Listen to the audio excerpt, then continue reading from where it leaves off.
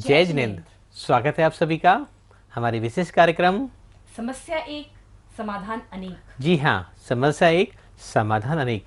आज के विशेष एपिसोड, विशेष कार्यक्रम, इस विशेष श्रृंखला में वक्तामर स्रोत के माध्यम से हम जीवन से जुड़ी हुई हर समस्या का समाधान और निदान पा रहे हैं। आगे बढ़ते हैं। आज वक्तामर का 9वां काव्य। 9 का अंक अपने आप में अखंड अंक होता है।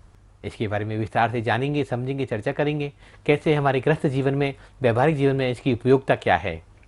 उससे पहले इसका उच्चारण और वर्ड टू वर्ड मीनिंग, अर्थ समझेंगे। इसका ये विशेष काव्य है। वैसे तो भक्तामर के सभी काव्य एक से एक बढ़कर हैं, लेकिन हम आपसे सवाल करते हैं कि संसार में सबसे बड़ा दोष क्या है। तो कोई क्रोध बताएगा, कोई पाप बताएगा, कोई लोभ बताएगा, कोई ईर्ष्या, कोई निंदा। अलग अलग तरह से हम उसकी व्याख्या करते हैं। तो संसार में सबसे बड़ा दोष आचार्यों ने माना है, तो माना है अज्ञानता। अज्ञानता संसार का सबसे बड़ा दोष माना गया है, क्योंकि अज्ञानता के कारण ही हम सही राह पर नहीं चल पाते। जो हमें करना है, जो हमारे जीवन का उद्देश्य है, उस उद्देश्य को पूर्ण नहीं कर पाते।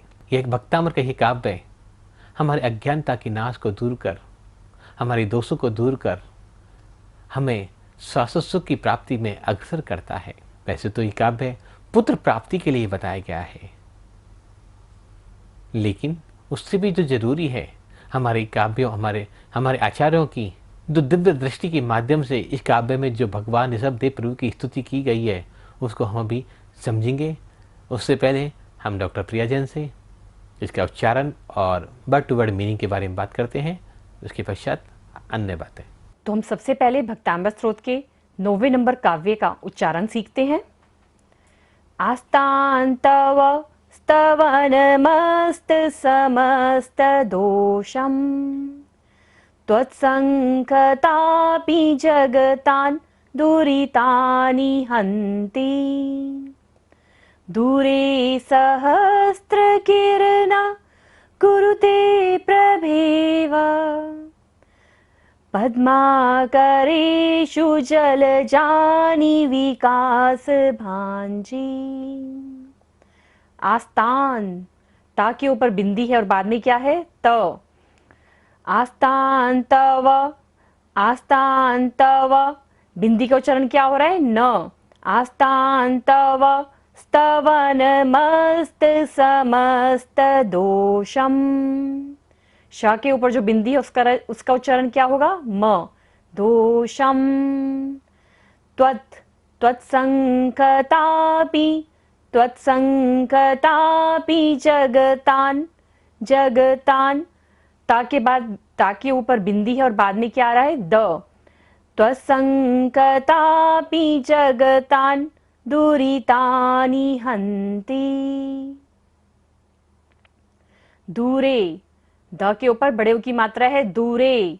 दूरे सहस्त्र, दूरे सहस्त्र किरणः, किरणः, किरण पर विसर्ग है, किरणः।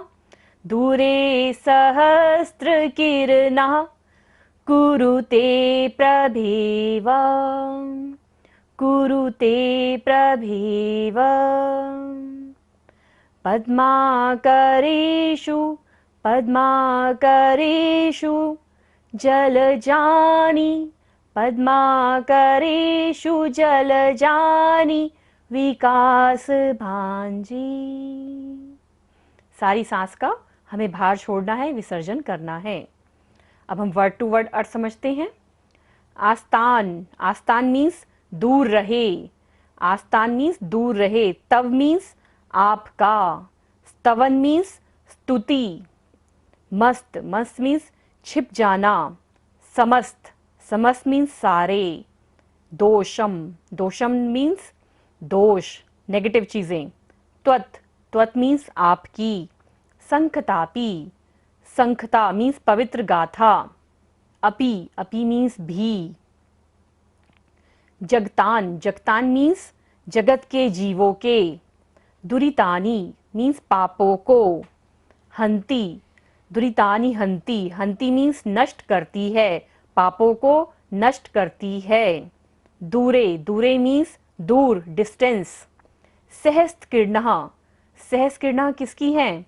सूर्य की। सूर्य की कितनी किरणें हैं? हम अनकाउंटेबल, काउंट भी नहीं कर सकते हैं। सूर्य कभी पक्षपात नहीं करता है कि जब सूरज उगता है तो एक जगह पर तो रोशनी कर दे और दूसरी जगह पर अंधेरा नहीं। वो यदि इंडिया में आ रहा है तो पूरे इंडिया के कण कण में अपनी रोशनी बिखेरता है। सहस्त्रकिरणः। कुरुते, कुरुते मीन्स कर देती है। प्रभेव, प्रभेव मीन्स प्रकाश ही। पद्माकरेषु, तालाबों में, तालाब। जलजानी मीन्स कमलों को। विकास भांजी, विकास भांजी मीन्स विकसित, प्रफुल्लित या खिल जाना। तो इस काव्य के माध्यम से आचार्य मानतुंग स्वामी कह रहे हैं कि प्रभु, आपकी स्तवन की तो बात बहुत दूर की है, कि हम स्तवन की बात नहीं कर रहे। आपकी स्तुति की चर्चा भी हमारे अनेक जन्मों के पापों को दूर कर देती है। जैसे सूर्य लाखों करोड़ों किलोमीटर दूर होने के पश्चात भी उसकी एक किरण जब कमल के फूल पर पड़ती है तो कमल विकसित हो जाता है, खिल उठता है। और ऐसे एक कमल विकसित नहीं होते, हजारों लाखों कमल उस सूर्य की किरण से विकसित हो जाते हैं। तो ऐसी आपकी स्तुति की चर्चा है। सिर्फ स्तुति की चर्चा ये स्तवन का परिणाम है कि भगवान जब हम तुम्हारे स्तवन करते हैं तो हमारे दोष दूर हो जाते हैं, हमारे पाप दूर हो जाते हैं। यहाँ विचारणीय बात ये होती है, क्या स्तवन करने से हमारे कभी दोष दूर हो सकते हैं? क्या हमारे पाप को क्षय हो सकते हैं? क्या हमारी कर्मों की निर्जरा हो सकती है? अवश्य हो सकती है। जैसे हमने पहले बताया कि भगवान महावीर ने कहा कि जिसे पाना चाहते हो उसे देखना प्रारंभ कर दें। तो हम क्या पाना चाहते हैं? अभी हम ऋषभदेव प्रभु के उन गुणों का स्मरण करेंगे, स्तवन करेंगे, चिंतन करेंगे, मनन करेंगे, उनको बार बार देखेंगे। तो क्या ऋषभदेव प्रभु के गुण हमारे अंदर प्रकट नहीं होंगे? अवश्य होंगे। जब वो गुण हमारे अंदर प्रकट होंगे, जब अच्छाइयाँ हमारे अंदर आने लगेंगी तो हमारे विकार पलायन कर जाएंगे, हमारे पाप दूर हो जाएंगे। ऐसा इस काव्य के माध्यम से आचार्य मानतुंग स्वामी ऋषभदेव प्रभु की स्तुति के रूप में कह रहे हैं। इसका फल क्या होगा? व्यवहारिक जीवन में पुत्र प्राप्ति की आशंका के लिए इस मंत्र का जाप किया जाता है। लेकिन हमारा यह मानना है कि सिर्फ पुत्र ही क्यों, एक उत्तम संतति की हमारे घर में प्राप्ति हो, हमारे घर में एक अच्छी सोल आए। आज के समय को देखते हुए, चाहे वो बच्चा मेल हो चाहे वो फीमेल हो, ऐसी कोई नीड नहीं है, हमें ऐसे कोई पक्षपात नहीं है हमारे आज के सिनेरियो को देखते हुए। तो चाहे कोई भी संतान हो, चाहे वो पुत्र हो चाहे वो पुत्री हो, लेकिन वो एक अच्छी सोल हो, एक अच्छी संतति की हमारे घर में हमें प्राप्ति हो, कि उससे उसका भी मंगल हो और हमारा भी मंगल हो। जब वो हमारे जीवन में आए, हमारे घर में आए, हमारे परिवार में आए, तो उसके आते ही हमारे घर में भी हजारों हजारों कमल खिल जाएं। ऐसी उत्तम संतति की हमारे घर में प्राप्ति हो। तो इसी भावना के साथ हम ये पाठ करें, श्लोक का पाठ करें। ये नहीं सोचें कि पुत्र हो या पुत्री हो, जो भी संतान हो वो उत्तम संतति की हो, चाहे वो पुत्री हो कोई दिक्कत नहीं है, लेकिन उसके अच्छे संस्कार हों, उसका अच्छा हो, सब कुछ मंगल हो। इसी भावना के साथ हमें इस श्लोक का पाठ करना चाहिए। तो कैसे हो सकता है ये सब कि किसी काव्य का पाठ करें हम उत्तम संतति की प्राप्ति होगी? तो बंधुवर, जैसे अभी इस काव्य में खुद स्वयं मानतुंग स्वामी कह रहे हैं कि आपके स्तवन की बात नहीं कर रहा, आपकी स्तुति की चर्चा करना भी हमें सद्गुणों से भर देती है।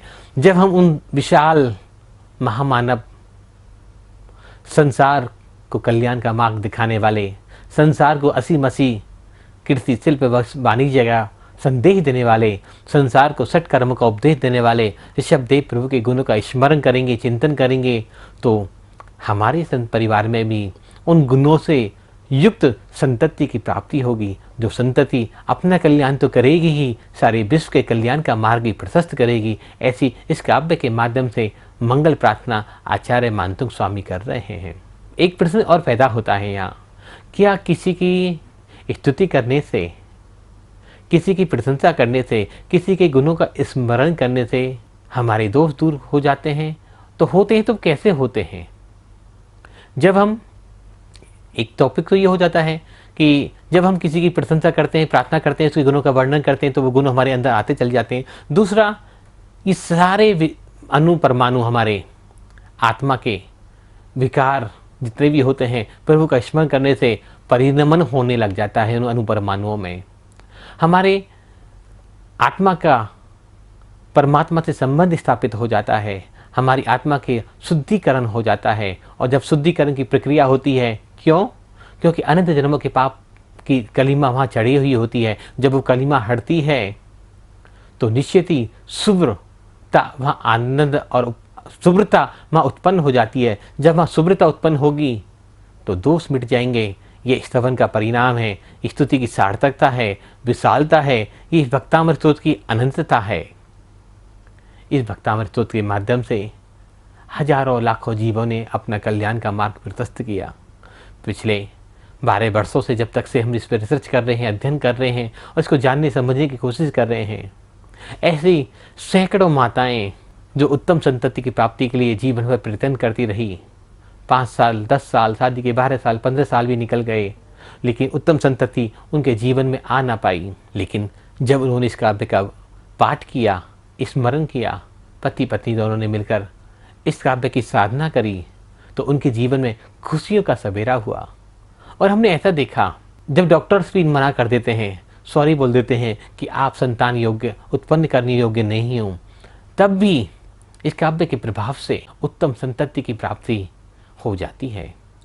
निश्चय ही ये ऋषभदेव प्रभु के गुणों का वर्णन, ऋषभदेव प्रभु की स्तुति का वर्णन, उनकी महत्व है कि इस काव्य को पढ़ने से जीवन के सारे विकार, सारे पाप, सारे दोष दूर हो जाते हैं, अज्ञानता दूर हो जाती है और हमारा मनचाहे कार्य सिद्ध हो जाता है। लेकिन सबसे ज़्यादा ज़रूरत है हमें साम्य योग धारण करने की, समता धारण करने की। जब हम अपने आराध्य की स्तुति करते हैं तो उसमें हमें डूब जाना पड़ता है। आज वर्तमान काल में हम बहुत सारे लोगों को देखते हैं कि एक तरफ तो धर्म कर्म की बातें करते हैं, बड़ी बड़ी विद्वता की बातें करते हैं, दिन के प्रकाश में शुभ्र धवल वस्त्रों में अपने ज्ञान का प्रदर्शन करते हैं, लेकिन जैसे ही रात्रि होती है हम सारे दुष्कर कर्म करने लग जाते हैं। वो मदिरापान हो, वो मधुशालाओं में जाना हो, वो डिस्को बार में जाना हो, वो रात्रि भोजन हो, अन्य अन्य पाप जिनके माध्यम से हमारी आत्मा संक्लेशित होती है, हमारे अनंत जन्मों के पापों का फिर बंधन चलता चला जाता है। अगर हम ऐसे क्रिया करेंगे तो क्या उन पापों से मुक्त हो पाएंगे? कदापि नहीं। तो स्तुति करने वाले के, जिसकी स्तुति हम करें, उसके गुण भी हमारे अंदर आने चाहिए, प्रकट होने चाहिए, दिखने चाहिए हमारी व्यवहारिकता में। साम्य योग इसलिए कहा गया कि हम उनके साथ साम्य योग धारण करें। जैसा वो है ऐसा ही मैं बन जाऊं, जैसा प्रभु तू है तेरे गुण मेरे अंदर समा जाएं, तभी हमारे पापों की निर्जरा हो सकती है। तो हमें अपनी कथनी करनी में फर्क ना रखते हुए जैसी कथनी करें वैसी हम कर्म करें। ऐसा कर्म निश्चित करेंगे तो हमारे पापों की निर्जरा होगी। हमें सबसे पहले सद्गुणों का विकास अपने अंदर करना होगा। हम मूल सिद्धांतों से भटक गए। अब रात्रि भोजन हो, पारिछान के पीना हो, देव दर्शन हो, या 5 पाप हो, हिंसा, झूठ, चोरी, कुशील, परिग्रह, इन 5 पापों को जब तक हम करते रहेंगे, मदिरा सेवन करते रहेंगे, वैश्यालयों में जाते रहेंगे। और आजकल तो बच्चों का एक अलग फैशन चल गया है, प्लेइंग कार्ड्स, पत्ते खेलना, जिसको जैन दर्शन में जुआ कहा गया है। तो इन 5 पापों का परिणाम क्या होगा? कितने अनंत जन्म बनते चले जाएंगे, कितने अनंत जन्मों के बंधन फिर बंध रहे हैं, तो कैसे मुक्त हो पाएंगे? और फिर हम क्या कहते हैं कि हम तो वेस्टर्न कल्चर फॉलो करते हैं। आप भारतीय परंपरा की बात करते हो और वेस्ट पश्चिम सभ्यता को अपनाना चाहते हो। आप भक्तामर की बात करते हो, भक्तामर में जिनकी स्तुति कही गई है ऋषभदेव प्रभु के, उन गुणों को अपने अंदर धारण करना चाहते हो और वेस्टर्न कल्चर, पश्चिमी सभ्यता को अपनाना चाहते हो। कैसे संभव हो पाएगा?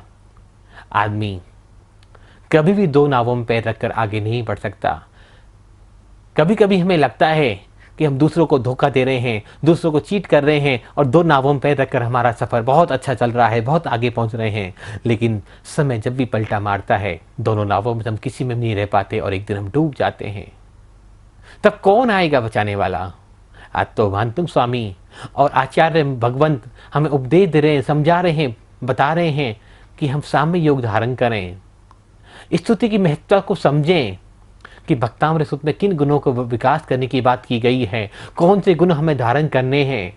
कैसा हमें बनना है, लेकिन हमारी कथनी और करनी में फर्क रहा। हम सिर्फ दूसरों को दिखावे के लिए अपनी एक्टिविटी को, अपनी कार्यकलाप को करते रहे तो निश्चित ही एक दिन हमारा पतन होना निश्चित है। इसमें कोई भी हमें रोक नहीं पाएगा। तो इस काव्य के माध्यम से हमें जानना है कि अज्ञानता क्या है। अज्ञानता सबसे बड़ा यही है कि मैं जिसकी स्तुति करने जा रहा हूँ, जिसका वर्णन कर रहा हूँ, जिसकी प्रार्थना कर रहा हूँ, जिसकी भक्ति कर रहा हूँ, उसकी गुण का कोई संसार में पार नहीं पा सकता। उसमें से कुछ गुण भी अगर मेरे अंदर प्रकट हो जाएं, उसका एक अंश भी अगर मेरे अंदर आ जाए परमात्मा, तो मेरा संसार सागर से कल्याण होना निश्चित हो जाएगा। भक्तांबर स्तोत्र का ये जो नोवा काव्य है उत्तम संतति की प्राप्ति तो करता ही है, और साथ ही साथ हमारे बहुत सारे भय, बहुत सारे पापों का भी नाश करता है। आपको लगता है किसी चीज़ से डर, आपको लगता है कि मैं ये काम कर रहा हूँ, मुझे अंदर ही अंदर इसका डर है कि होगा या नहीं होगा, मैं इसमें सक्सेस होऊंगा या नहीं होऊंगा, तो उसमें भी बहुत लाभदायक है। भय कहाँ से उत्पन्न होते हैं? वह हमारे गलत कर्मों के कारण उत्पन्न होते हैं। जब हम गलत क्रियाएं करते हैं तो निश्चित ही चाहे कोई देख रहा हो या नहीं देख रहा हो, लेकिन वो सब देख रहा होता है। उसके कंप्यूटर में ऑटोमेटिक सारे सिस्टम फीड होते चले जाते हैं। हम दूसरों को तो मूर्ख बना सकते हैं, लेकिन कभी अपनी बैलेंस शीट को नहीं, हम उससे कभी धोखा नहीं दे सकते। वो तो हर समय टाइप होती जा रही है और फिक्स होती जा रही है एफडी की तरह। तो हमें समझना होगा, जानना होगा कि इस नौवे काव्य है कि सार्थकता तभी है। मैंने इसलिए कहा कि काव्य विशेष काव्य है। क्यों? क्योंकि अज्ञानता सबसे बड़ा दोष माना गया है। और जो 9 नंबर है वो अपने आप में भी एक पूर्ण नंबर है। अकॉर्डिंग टू न्यूमरोलॉजी भी हम 9 नंबर बहुत ऑस्पिशियस मानते हैं। 9 नंबर किसी को जो कोई ब्रेक ही नहीं कर सकता। आप सबने भी देखा होगा एक जो माला होती है जिसे हम जाप करते हैं, उसमें कितने मोती होते हैं?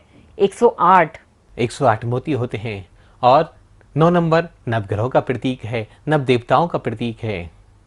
तो यह काव्य अगर आप भावपूर्वक, शुद्धिपूर्वक, मन वचन काय पूर्वक करते हैं तो निश्चित ही हमारे अंदर वो सद्गुण विकसित होंगे जिनसे हम परमात्मा बनने के मार्ग में आराम से आगे बढ़ सकते हैं।